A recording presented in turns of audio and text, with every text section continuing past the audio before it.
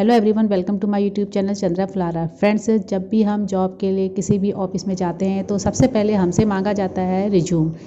Resume को देखकर ही पता चलता है कि हम कितने क्वालिफाइड हैं, यानी कि हमारी एजुकेशन क्वालिफिकेशन क्या है और हमारी एडिशनल क्वालिफिकेशन क्या है। और रिज्यूम ही एक ऐसी चीज़ है जो इंटरव्यू तक पहुंचने वाली सीढ़ी है। आज की वीडियो में मैं बताऊंगी कि एमएस वर्ड में एक रिज्यूम कैसे बनाया जाता है, उसमें क्या क्या पॉइंट आते हैं, और एक फ्रेशर, अगर आप फ्रेशर हैं तो रिज्यूम आपका कैसे बनेगा, और अगर आप प्रोफेशनल हैं यानी कि अगर आप एक्सपीरियंस होल्डर हैं तो उसके लिए आपका रिज्यूम कैसे बनेगा। तो मेरी इस वीडियो को आप लास्ट तक देखते रहिएगा, और अगर पसंद आए तो प्लीज़ इसे लाइक कीजिए, शेयर कीजिए, सब्सक्राइब कीजिए और बेल आइकन जरूर दबाएँ। तो सबसे पहले हमने यहाँ पे एमएस वर्ड ओपन कर लिया है, और सबसे पहले जब हम रिज्यूम बनाते हैं तो ऊपर आता है हमारा रिज्यूम, और रिज्यूम को मैंने यहाँ पर बोल्ड कर लिया है और सेंटर में कर लिया है। और इसके बाद जो इसको हम थोड़ा सा अंडरलाइन भी दे देते हैं, और इसके बाद हम एंटर करते हैं। और एंटर करने के बाद यहाँ पर सबसे ऊपर पहले नेम आता है, तो सबसे ऊपर यहाँ पे जैसे मैंने अपना नाम डाला है चंद्रा फ्लारा, और एड्रेस आएगा। एड्रेस के बाद यहाँ पे कॉन्टैक्ट नंबर आता है, और उसके बाद ईमेल एड्रेस। कॉन्टैक्ट नंबर बिल्कुल सही होना चाहिए और ईमेल एड्रेस भी बिल्कुल आपका ठीक होना चाहिए। तो यहाँ पे मैंने चंद्रा फ्लारा को थोड़ा सा बोल्ड कर दिया है। तो यहाँ पर थोड़ा सा मैंने बोल्ड कर दिया है ताकि नेम ज़रा अच्छा से दिखे। और उसके बाद हम यहाँ पे मैंने फ़ॉन्ट भी चेंज कर लिया है, एरियल कर लिया है। फ़ॉन्ट थोड़ा ठीक नहीं लग रहा था, तो अब उसके बाद हम एंटर करते हैं। और एंटर करने के बाद अब हमारा नेक्स्ट जो ऑप्शन आता है कैरियर ऑब्जेक्टिव। कैरियर ऑब्जेक्टिव एक ऐसा पॉइंट है फ्रेंड्स, इससे पता चलता है कि आप कंपनी को कितनी ऊंचाई तक पहुंचा सकते हैं और कंपनी के लिए आप क्या क्या कर सकते हैं। तो इसे बहुत सोच समझ कर अच्छे से बनाएं। इसको हेडिंग को मैं बोल्ड कर देती हूँ, शेडिंग दे देती हूँ। शेडिंग ऑप्शन में जाएंगे और यहाँ पे कोई भी एक कलर हम यहाँ पे दे देते हैं ताकि थोड़ा सा हमारी हेडिंग ठीक से लगे। जो मेन पॉइंट है हमारा क्लियर दिखना चाहिए, साफ दिखना चाहिए, और थोड़ा एक फॉर्मेट भी अच्छा लगता है।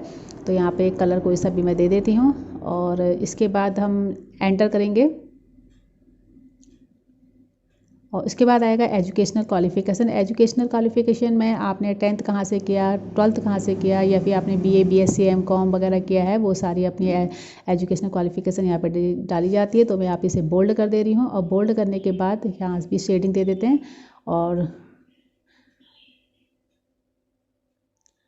अभी शेडिंग बाद में दूंगी, पहले मैं एंटर करके एजुकेशनल क्वालिफिकेशन यहाँ पे डाल दूंगी पहले।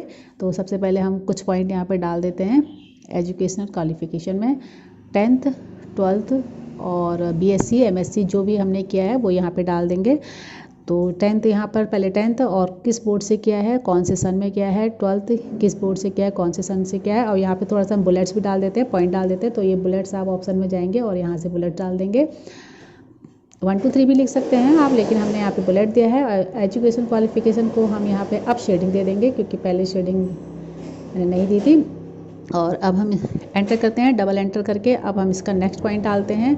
और नेक्स्ट पॉइंट जो है हमारा आएगा अब आएगा एडिशनल क्वालिफिकेशन। एडिशनल क्वालिफिकेशन में वो चीज़ आती है, जैसे हमने कोई कंप्यूटर कोर्स कर रखा है या कुछ और किया है, तो वो हम यहाँ पे एडिशनल में डाल देंगे।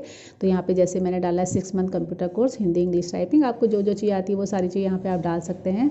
यहाँ पे भी हम बुलेट्स ऑप्शन में जाके बुलेट्स ले लेते हैं, और एडिशनल क्वालिफिकेशन को भी बोल्ड कर लेते हैं, और इसको भी हम शेडिंग दे देते हैं। तो यहाँ से मैंने शेडिंग ऑप्शन से शेडिंग दे दी है। और ये पॉइंट देने के बाद अब यहाँ पे हम एंटर करेंगे। उसके बाद नेक्स्ट आएगा हमारा पर्सनल डिटेल। पर्सनल डिटेल में हम यहाँ पे डालेंगे फादर्स नेम या हस्बैंड नेम। मैरिड है तो हस्बैंड नेम डालेंगे, डेट ऑफ बर्थ डालेंगे, जेंडर, और यहाँ पे आप मैरिड है, अनमैरिड है, नेशनलिटी, लैंग्वेज वगैरह, ये सारी चीज़ें हम पर्सनल डिटेल डाली जाती है यहाँ पर। और पर्सनल डिटेल सेट कर लेते हैं हम यहाँ पे।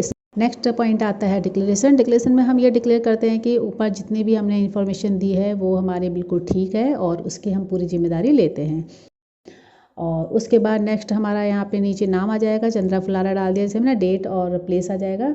और उसके बाद इसको हम सेट कर देते हैं। इसको राइट हैंड कर दिया हमने, राइट हैंड कर दिया है।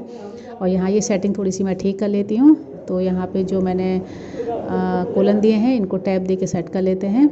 तो मैं यहाँ पे टैब दे के सेट कर रही हूँ, आपसे टैब दे के 1 टैब 2 टैब दे के सेट कर सकते हैं। आप देखिए यहाँ पे भी मैंने टैब दे दिया है, 1 टैब दिया है, 2 टैब दे दिया। यहाँ पे तीसरा टैब देने की जरूरत पड़ी तो तीसरा टैब दे देंगे हम। और इस तरह से टैब दे के इसको सेट कर लेते हैं, और एक दूसरे चिपके हुए अच्छे नहीं लगते हैं। तो देखिए हम इसको आगे बढ़ते हैं, इसको भी टैब दे देते हैं, यहाँ भी टैब दे देते हैं।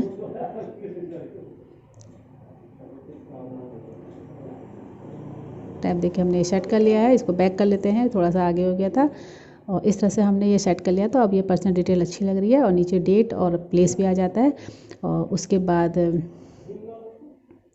देख लेंगे, अच्छे से सेटिंग कर लेंगे, कहीं पे ज़्यादा सेट है, कहीं पे ज़्यादा एंटर दे रखा है या कहीं पे स्पेस ज़्यादा कम ज़्यादा है, तो ये चीज़ हम चेक कर लेंगे अच्छे से। और उसके बाद हम यहाँ पे अब हम इसको बॉर्डर भी दे देते हैं इसके चारों तरफ। तो हमने यहाँ पे बॉर्डर ऑप्शन में जाएंगे और यहाँ से पेज बॉर्डर में जाएंगे। पेज बॉर्डर में जाने के बाद बॉक्स पे क्लिक करेंगे और बॉक्स में क्लिक करने के बाद स्टाइल में आएंगे। स्टाइल में जैसा बॉर्डर आपको चाहिए वो बॉर्डर आप क्लिक कर लेंगे। और पॉइंट अगर आपको कम ज़्यादा करना है तो आप पॉइंट भी ज़्यादा कर सकते हैं, कम भी कर सकते हैं। कलर देना तो कलर भी दे सकते हैं। उसके बाद हम लास्ट में ओके करते हैं। तो देखिए हमारे रिज्यूम के चारों तरफ एक बॉर्डर आ चुका है और हमारा एक रिज्यूम तैयार है। तो फ्रेंड्स ये जो रिज्यूम था ये फ्रेशर के लिए था। अगर आपने अभी कॉलेज किया है उसके बाद कहीं रिज्यूम लगाना चाह रहे हैं तो ये आपका रिज्यूम फ्रेशर के लिए है। और प्रोफेशनल थोड़ा सा अलग होता है, उसमें एजुकेशन क्वालिफिकेशन थोड़ी सी बढ़ जाती है और एक्सपीरियंस भी हमारा थोड़ा सा बढ़ जाता है।